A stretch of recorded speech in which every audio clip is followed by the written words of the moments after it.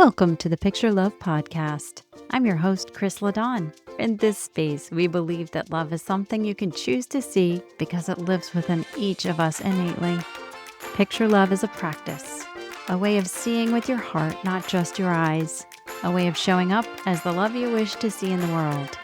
Each episode offers encouragement, soul-led conversations, and gentle tools to help you reconnect with what matters most, to live, to create, and love with more presence.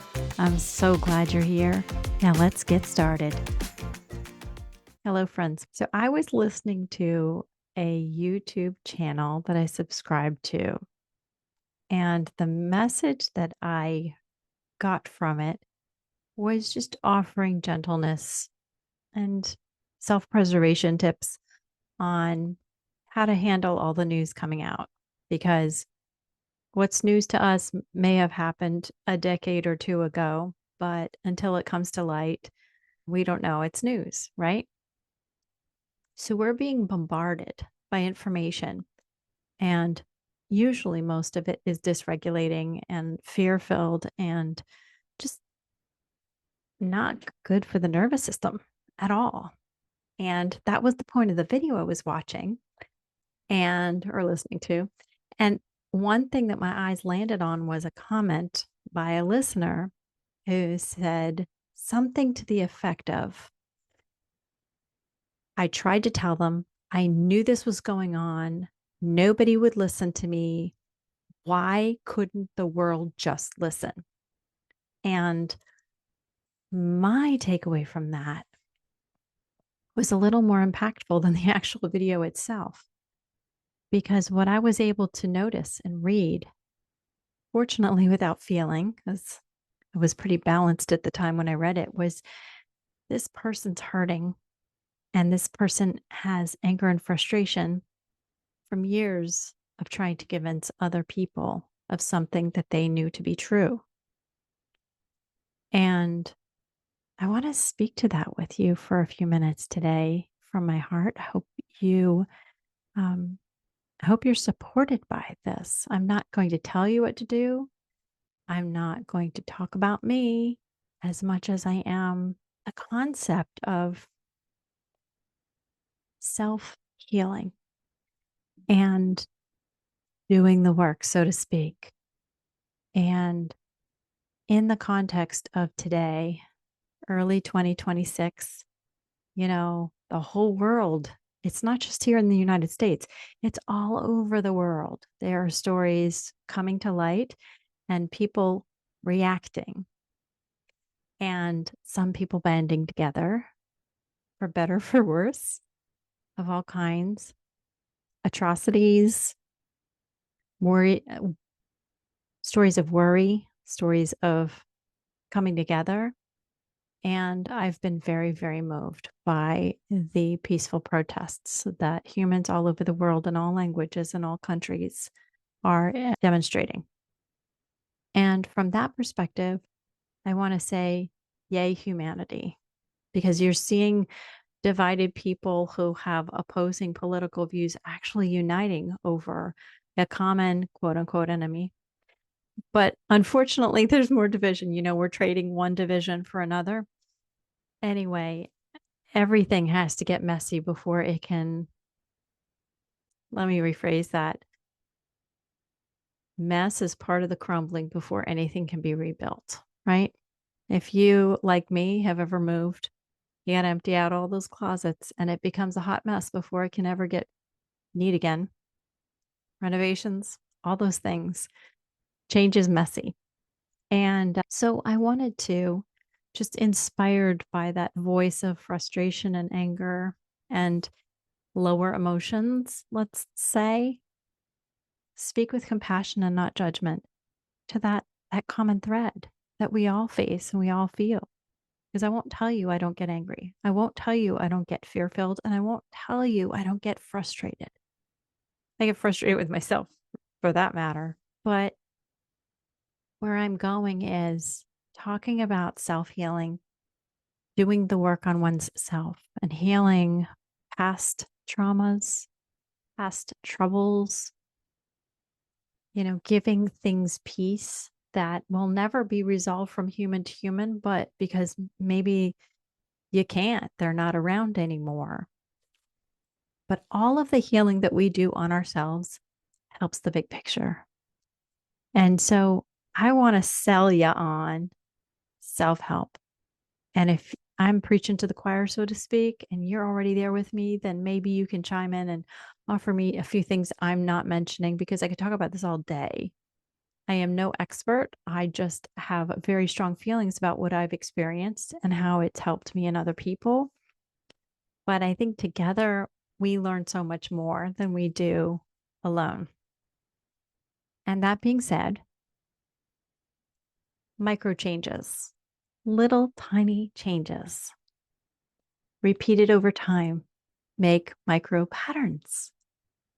Well, micro patterns can grow into macro patterns with repetition, with sharing, with inspiration and spreading. And there's steadiness that comes with patterns. And so if one new tiny micro pattern of thought that creates a pattern of emotion, that creates a new pattern of action, that creates a new momentum that offers validity to the point where an old pattern can be released. That's where I'm going with this. If we can all just find a small, subtle change that is valuable for each one of us individually, that help one's self, that is not selfish. That's self-responsible. You know, whether it's simply waking up and having a glass of water and being grateful for it before talking or speaking or doing anything else, whether it's something as simple as that, a little micro change can cause such a beautiful, beautiful ripple. And collectively, by all of us adding a little micro change, that is a macro change. That is large scale improvement. And I see it. I see it with people coming together. And whether you are able or called to be a demonstrator in public in the masses or not, all of us have a very valuable role. And I think it's really, really important that none of us forgets the work we need to do within our own hearts and with our own selves. Because quite honestly, a regulated family member makes the difference between an escalated argument and an argument that just loses its fuel. You know, can we cut the fuel lines that are piping gasoline onto the flames? What if we did that? One small thing that we stopped giving our energy to. What if we could just detach from the outcome of one thing, one pattern that triggers us over and over and over and over? Can you think of one pattern that triggers you every time it comes around and you feel like Groundhog Day? Haven't we done this before? Haven't we done this before? Haven't we done this before? What's going to change? Well, it doesn't take a whole makeover to break a pattern. It's just one little shift to make the difference between a pattern continued or one releasing gradually over time because something else is getting stronger. So I want to talk about energy and focus as currency. So if there's something that is being released over and over and over, and it's another file, we're only 2,000 into the 6 million files, right? If we continue that same stress response on every announcement and we invest into every single one of them, what's it going to do to the nervous system, right? Now, am I saying turn a blind eye? No. If you are one of those warriors of information who's going through it for the collective to actually serve, thank you so much. Thank you for your role. I appreciate you. You are appreciated. But if you are in a position of the majority of people who are not hands-on involved in them, and you're not in a position where you can come together with community and find people you can peacefully express your cry for peace, then don't think that the work you're doing on yourself is any less significant.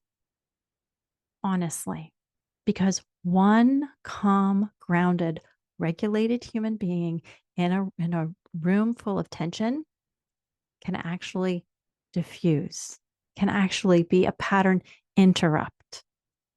And a calm system in a calm room can make the difference between something escalating and it not. Because honestly, regulation isn't louder. Peace is sometimes loud, but sometimes peace is quiet.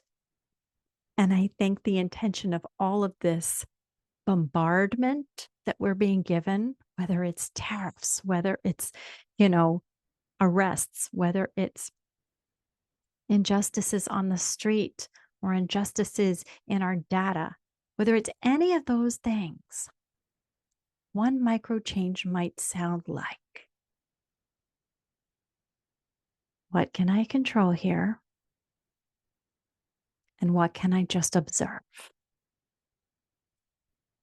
Or would it look like, can I observe this without judgment, good, bad, or what have you? Or I detach from the outcome. I'm showing up as the best version of me as I can. Or I will come back to this later. Right now, I am silencing all of the technology and I'm going to breathe, or I'm going to take a walk, or I'm going to take a nap, or I'm shutting this off an hour before I go to bed tonight. Those little tiny activities of self preservation are love. That is not selfish. Because honestly, there will always be a new news cycle. There will always be something else to read about or hear about. And if we can work on ourselves collectively, if every single human being was working on regulating their nervous system, none of this would be happening, right? None of these things would have happened in the first place. So let's rewrite our future instead of rewriting our history. What do we do right now to get on good footing, to restore our bodies? Start with a glass of water and a little gratitude for the ability to drink that water. Start with a well wish of gratitude for the people who are in the weeds for us. Start with a little bit of celebration for yourself for one really great choice that you feel really proud of, that you'd like to do again when that situation circles back around again. I may have mentioned this to you before, but just in case, I'll keep it short. I was at a home improvement store and there was a woman in a hurry and she was behind me and I did not realize that as I am pulling over to the curb to load something into my car in the loading zone, but she didn't like it. And apparently maybe her vision wasn't what it should be, but she didn't think that the 10 feet between her car and mine was a wide enough distance to navigate around my car. So she lays the horn on me. And my old self would have turned around and had some choice words, said, "What's your problem?" But my regulated self was present that moment. And so, yay me, the regulated person looked at her and said, "Would you like help getting around me?" And then when she continued to honk her horn in my face and other people started looking, I was like, I just walked away and I shook my head and I took a deep breath. And I didn't have adrenaline rushing through my body, which is something new. So I celebrated that. And no sooner had I gotten, the employee to come out and help me load my car with what I just picked up, as this other customer was going into the store and she said, "That was not necessary, honey. You did not deserve that." And I said, wow, I just feel bad for her. She probably aged herself another 5 years in that 5 seconds. And she giggled with me. And it felt so good to just not take on that woman's anger into my system. So that's one way I was able to ground and then go home and drive safely, not enraged by somebody else's parking lot rage. So that's something, for example, that I'm celebrating because the next time somebody is, as I perceive them being irrational at me or towards me or around me, maybe I will have practiced that once enough to help me do that again and stay grounded and calm. And maybe not even comment at all. Maybe just silence. That could be my next version of that.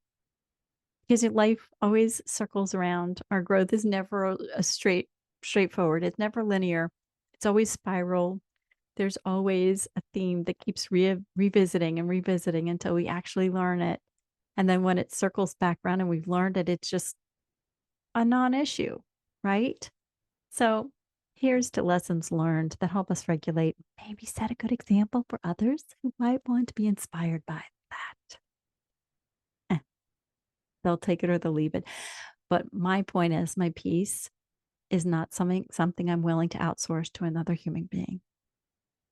I'll say that again because I really like how that sounded.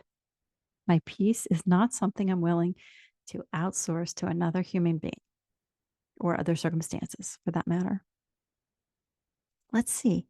What little micro changes can we make towards our own personal peace? What little micro changes can become micro patterns?